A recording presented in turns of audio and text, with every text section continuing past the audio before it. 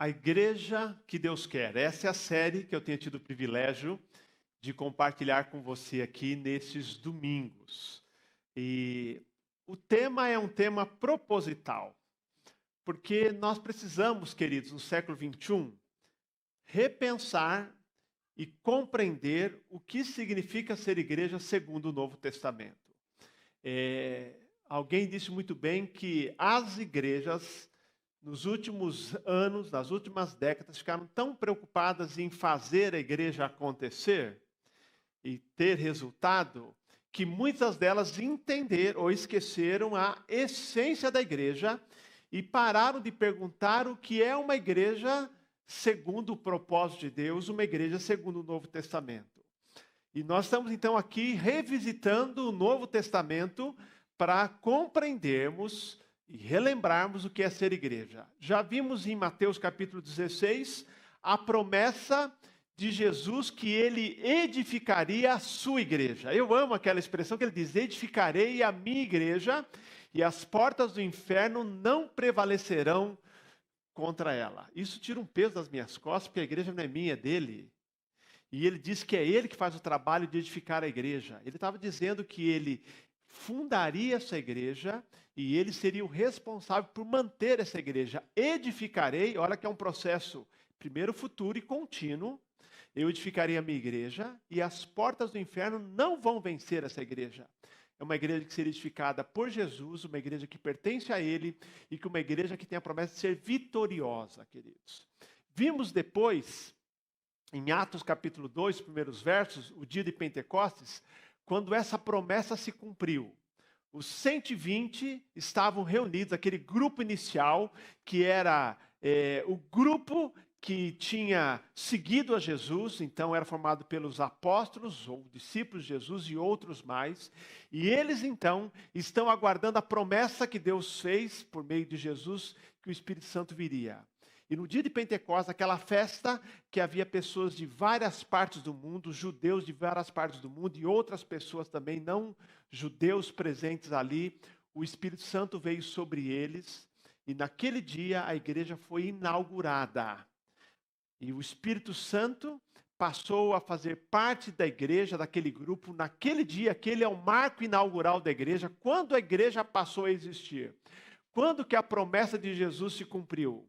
Em Atos capítulo 2, quando o Senhor fundou a sua igreja.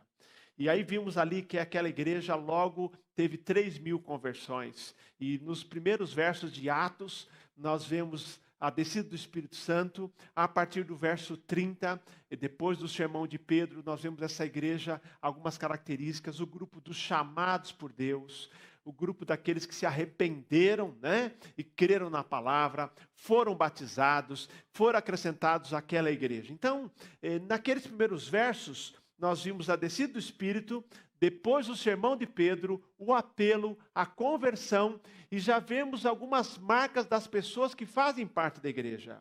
Sempre é grupo chamado por Deus, pessoa chamada por Deus, pessoa que se arrepende, pessoa que aceita a palavra, pessoa que recebe o perdão dos pecados, pessoa que recebe o dom do Espírito e pessoa que se une à igreja. E na semana passada, no terceiro sermão da série, nós começamos um checklist baseado em Atos 2, 41 a 47, para compreendermos os elementos essenciais da igreja. Quais são os elementos que compõem a igreja? Queridos, quem quer entender o que é uma igreja segundo o Novo Testamento, tem que se debruçar em Atos capítulo 2, versos 41 a 47. Porque nós aprendemos que as características distintivas da igreja, Jesus já deixou. E nós temos que então procurar colocar ela na nossa lista, é o nosso checklist. Como saber que uma igreja é uma igreja bíblica e relevante? Atos 2, 41 a 47. Eu quero reler esse texto e faremos isso semana após semana. E eu espero que depois de algumas semanas você tenha esse texto de cor na sua mente. Porque é o checklist de uma igreja fiel e relevante. Olha o que diz o texto em Atos 2, 41 a 47. Então os que aceitaram a palavra de Pedro, o sermão que Pedro pregou sobre Jesus sendo Salvador e Senhor, foram batizados, havendo um acréscimo naquele dia de quase 3.000 pessoas. E perseveravam na doutrina dos apóstolos e na comunhão, no partir do pão e nas orações. Em cada alma havia temor. E muitos prodígios e sinais eram feitos por meio dos apóstolos.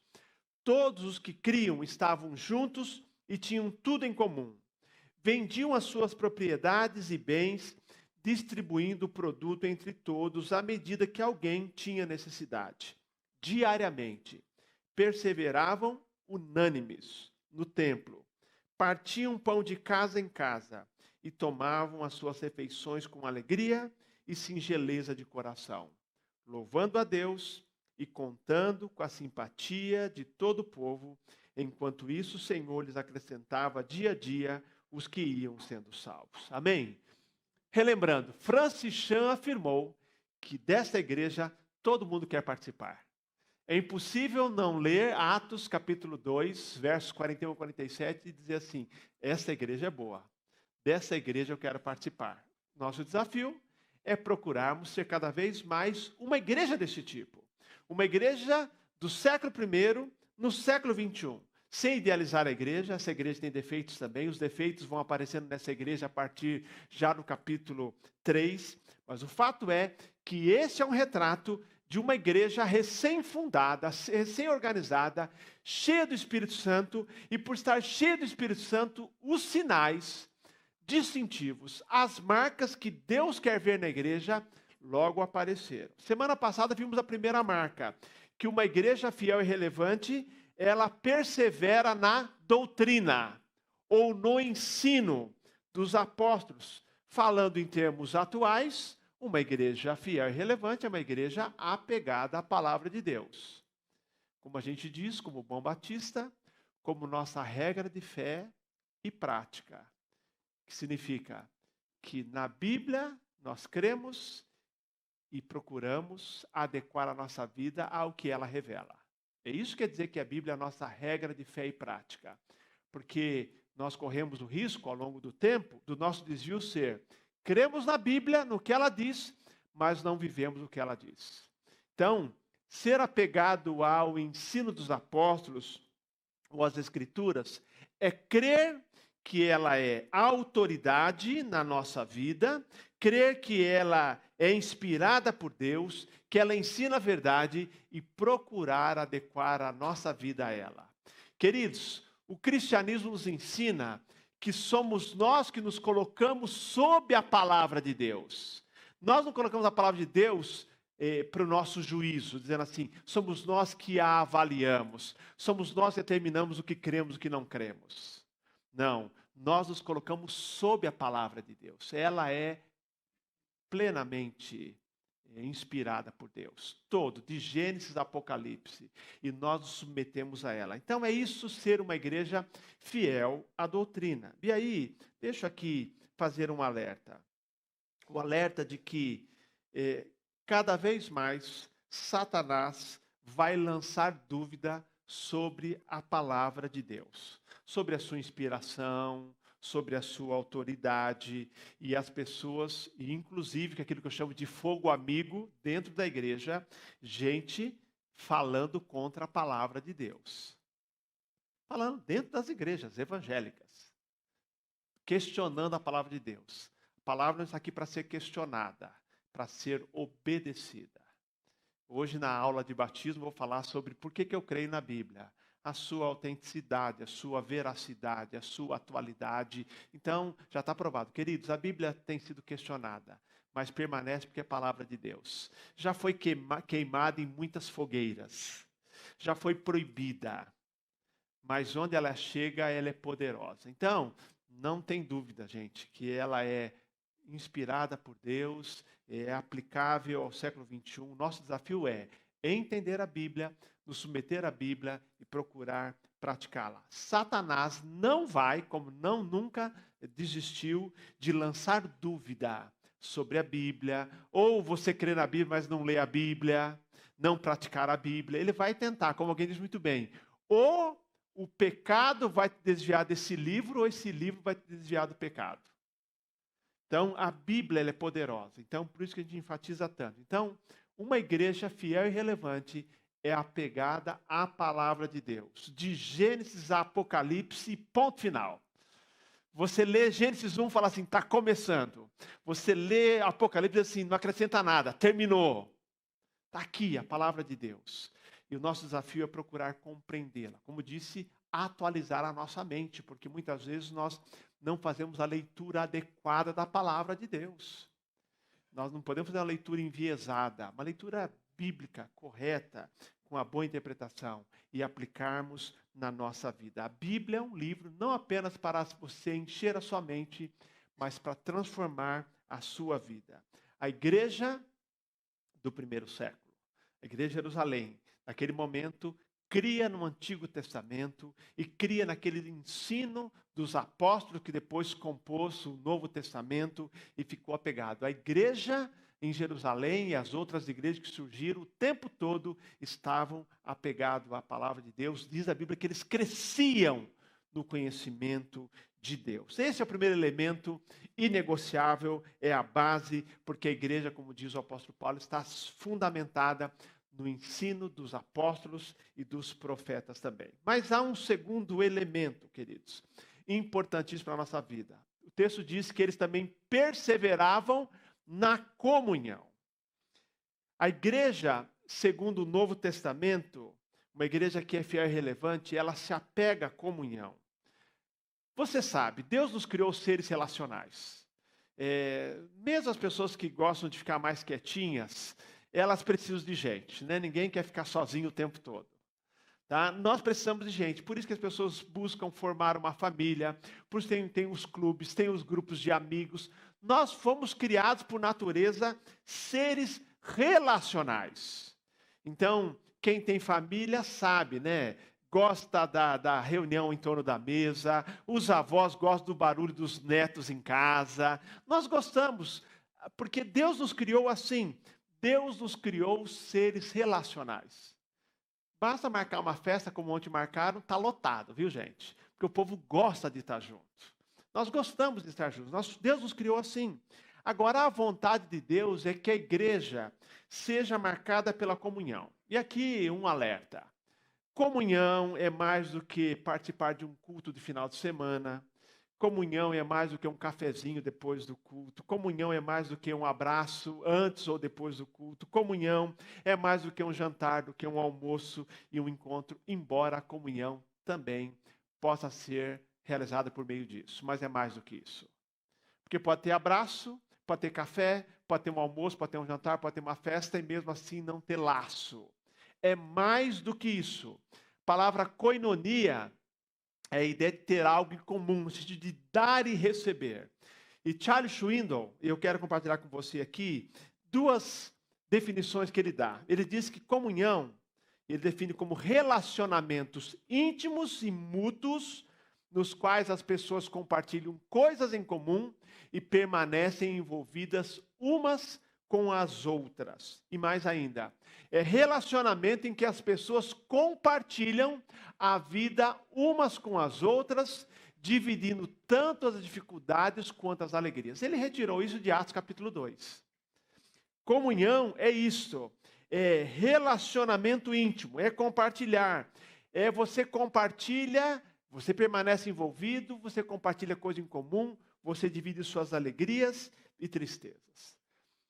Dietrich Bonhoeffer, pastor luterano alemão, que se opôs ao regime nazista, ao regime ali de Adolf Hitler, e por isso teve que viver fora da igreja oficial alemã, e ele teve um seminário durante 5 anos antes dele ser morto. Ele viveu ali ensinando a Bíblia, e viveu em comunhão, e ele escreveu um livro chamado Vida em Comunhão. Ele diz o seguinte: o privilégio, e ele entendia isso, estava ali com um grupo pequeno, fora da igreja oficial, por causa da perseguição, por se opor ao regime.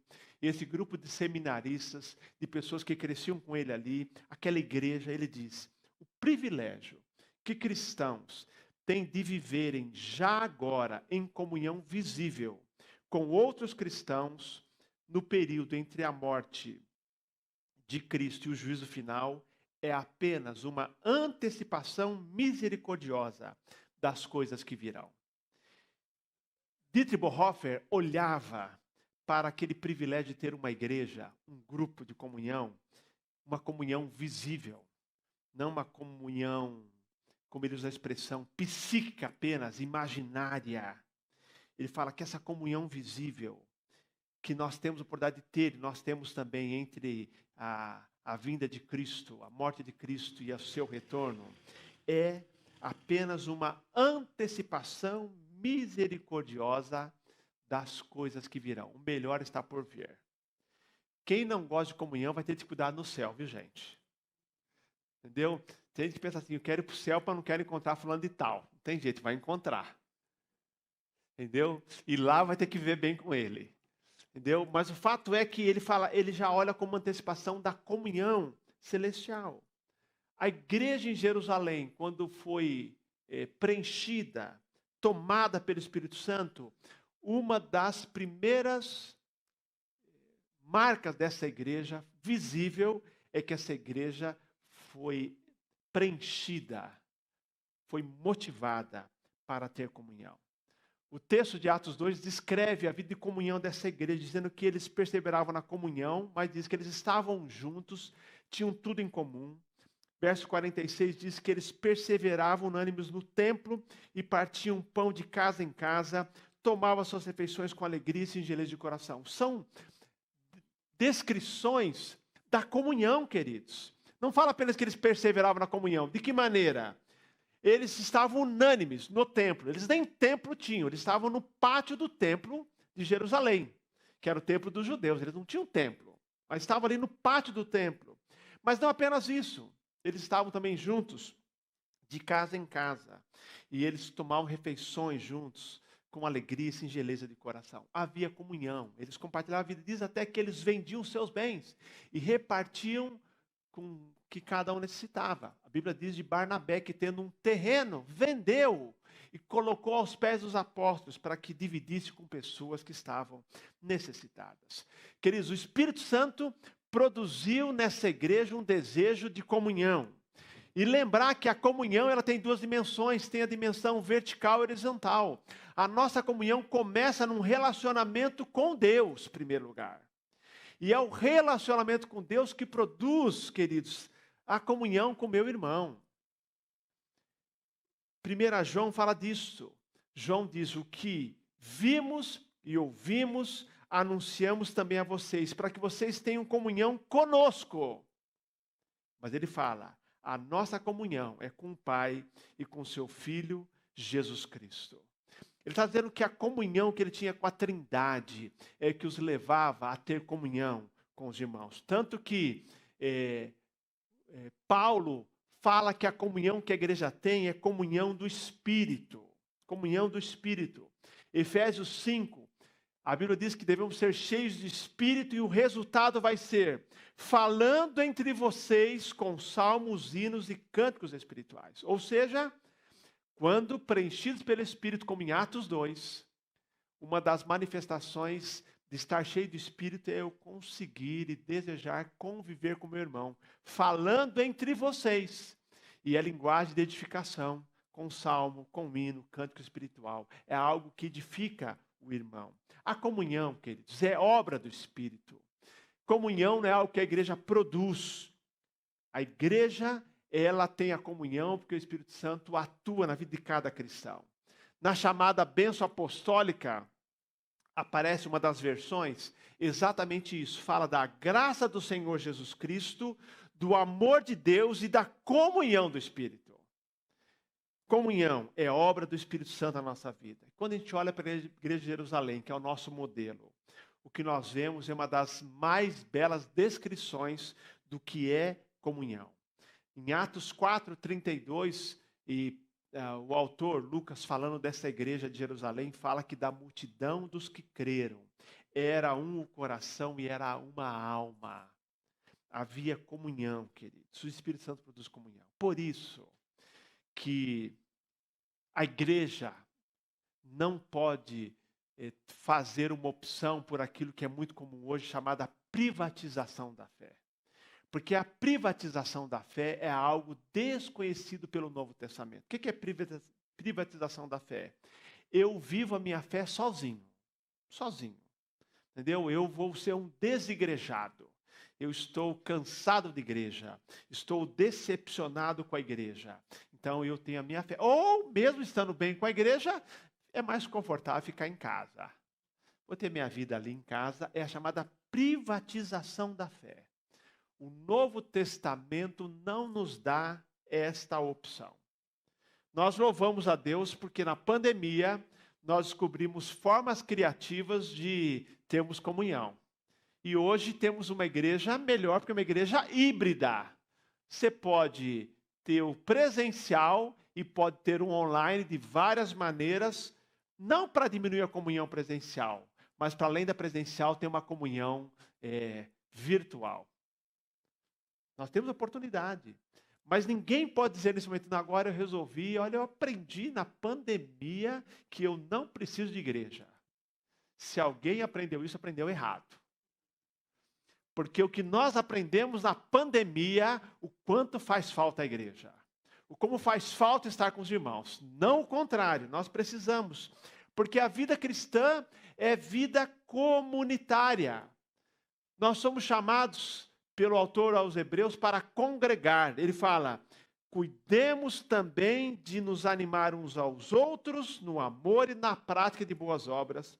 Não deixemos de nos congregar, como é costume de alguns. Eu dando uma palestra no Haggai agora em junho, sobre a vida em comunidade no mundo pós-pandemia, muitos pastores desanimados, porque o povo não voltou ainda. Eu falei para ele assim, olha, se você acha que esse costume de não ir à igreja é novo, o autor de Hebreus já falou. Não deixemos de nos congregar, como é costume de alguns. Naquela época, alguns já tinham optado de não ir à igreja, de não estar juntos, não estar em comunhão.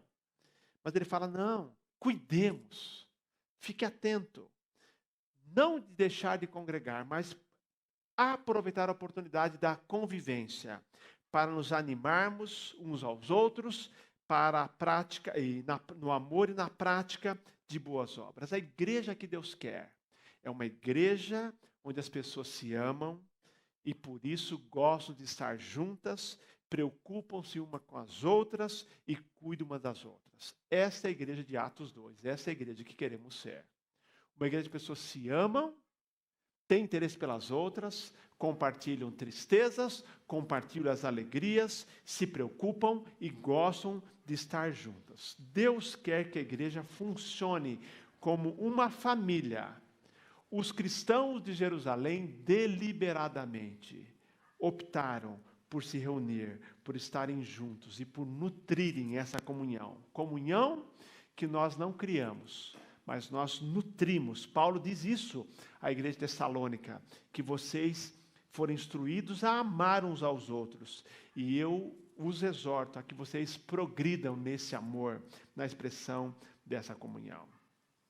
A igreja fiel e relevante é a igreja que persevera. E perseverar significa permanecer apesar das dificuldades. Persevera na comunhão. E eu queria compartilhar com você, ao final desse sermão, 3 maneiras práticas de você tornar a sua comunhão algo real, para não ficar na teoria. O que é comunhão na prática? Primeiro desafio, ouvir o irmão. Persevere na comunhão, vou dizer para você aqui, emprestando seus ouvidos ao irmão. No mundo de muitas falas, no mundo de muito ruído, no mundo de muito barulho, no mundo onde todo mundo quer falar, empreste o seu ouvido, desenvolva a arte do ouvir. Pratique a comunhão ouvindo o irmão. Querido, você já descobriu, já viu como ouvir alguém faz bem para você e para ele? Tem pessoas que precisam falar. E você deve gastar tempo em ouvir. Então, pessoas, principalmente mais solitárias, mais necessidade de falar ainda. Falar. E que você possa praticar a comunhão ouvindo em casa, ouvindo seu filho, ouvindo seus familiares, ouvindo na igreja. Ouvindo, queridos, ouvindo. Num mundo de tantas falas, praticar a comunhão, decidindo emprestar o seu ouvido. O próprio Dietrich Bonhoeffer, no seu livro Vida em Comunhão, fala sobre isso, dizendo assim: quem considera o seu tempo valioso demais para gastá-lo em ouvir, nunca terá realmente tempo nem para Deus, nem para o próximo. Terá tempo só para si mesmo, para suas próprias palavras e planos. Ele aprendeu a comunhão. Ele diz: olha, quem não tem tempo, quem acha que o seu tempo é precioso demais para ouvir alguém, ou para usar a expressão aqui, gastar tempo ouvindo alguém, não entendeu ainda o fio da meada. Perdeu o fio da meada. Porque o ouvir a Deus e ouvir o outro faz parte da vida cristã. Segundo lugar, aprender a ajudar de maneira prática. E eu digo, com coisas grandes e coisas pequenas, todo mundo precisa de uma ajuda em algum momento. Você pode ajudar. E eu vou dizer a você que Deus muitas vezes nos interrompe. Ele interfere na nossa agenda, nos dando a oportunidade de ajudar alguém. E a gente define como a gente vai reagir, como na parábola lá do bom samaritano. Nós vamos escolher, quando Deus coloca algo no meu caminho, no seu caminho, se eu vou passar de largo ou se eu vou gastar tempo. Gastar tempo, investir tempo. Deus coloca. Eu quero desafiar você todo dia a orar, de manhã, dizendo: Senhor, essa aqui é a minha agenda, mas tenha a liberdade de interferir na minha agenda. Para que a minha agenda seja, para que a sua agenda seja a minha agenda. Deus ao longo do nosso dia. Eu uma vez li o relato de um pastor que ficava muito incomodado porque ele começava o dia e ele tinha muitas interrupções e ele não conseguia fazer o ministério, até que ele descobriu que as interrupções eram o ministério. Até que ele descobriu que, na verdade, as interrupções não era fora do ministério, era o seu ministério. Nós, diante dessa situação, podemos dizer assim: vou ajudar ou não vou ajudar? Podemos continuar nossa rotina, ocupados demais para ajudar, ou podemos ajudar. Barnabé ajudou, inclusive financeiramente, mas nós podemos ajudar de inúmeras maneiras. E uma forma muito prática é você orar, interceder pelo seu irmão. Quinta-feira agora passada, tivemos uma noite de oração, e ela foi de intercessão, orando por aqueles que enfrentam lutas.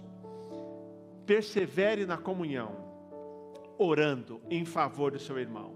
Uma das coisas mais bonitas nos grupos de oração da igreja nos grupos de irmãos da igreja, são os motivos de oração. Lá no grupo das mulheres, lá no grupo dos homens, lá no grupo da terceira idade, nos grupos da igreja. Porque a oração em favor do outro é demonstração de comunhão. Oração intercessória é demonstração de amor. Samuel disse ao final da sua carreira: longe de mim pecar contra Deus, deixando de orar por vós. Paulo orava pela igreja, orava por aqueles que eram seus discípulos, e ele pediu oração por ele também. Nós somos desafiados por Tiago: orai uns pelos outros para sermos curados.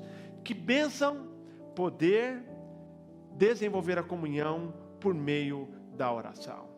Queridos, uma igreja fiel e relevante persevera na comunhão, porque a Bíblia não conhece cristianismo solitário. Quando nós somos chamados para fazer parte de uma família, somos chamados para vivenciar a nossa fé em comunhão com outros irmãos, fomos chamados para fazer parte da família de Deus. Portanto, minha palavra final: não se isole, participe da comunhão. Vou dizer a você, presencialmente e virtualmente, porque também é comunhão, viu gente? A gente aprendeu isso. A comunhão presencialmente e virtualmente. Por exemplo, grupos de homens de valor, grupo de mulheres que nós temos, grupo da terceira idade, grupo de jovens, de adolescentes. Não se isole. Culto de oração.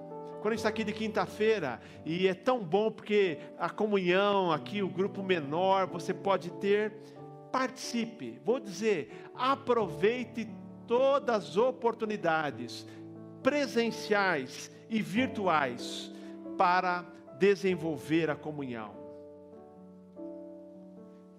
Vários irmãos têm dado testemunho conversado comigo, pessoas que têm descoberto a bênção que é ter comunhão com os irmãos. Eu pedi para que um desses irmãos escrevesse, ele deu esse testemunho, eu falei, escreve para mim. Aliás, semana eu pedi para alguns irmãos escreverem alguns testemunhos, para hoje de manhã e para hoje à noite. Mas um deles me escreveu dizendo o seguinte: cresci num lar cristão e aprendi as escrituras desde pequeno, mas Deus tem me dado, nesses últimos anos, a oportunidade de experimentar o poder das escrituras dentro da minha família e no relacionamento na igreja. Deus tem transformado o relacionamento dentro da minha casa, tem quebrado os grilhões da divisão.